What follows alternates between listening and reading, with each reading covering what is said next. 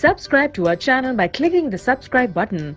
Click the bell button and enjoy the latest uploads from our channel.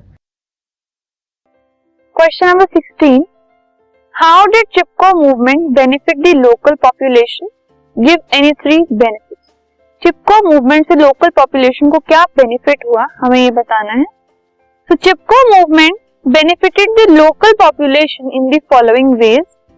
सबसे पहले जो forest producers थे, जो चीजें फॉरेस्ट प्रोड्यूस करती हैं, उनको बेनिफिट हुआ, वो अच्छे से और ज्यादा प्रोड्यूस हुई.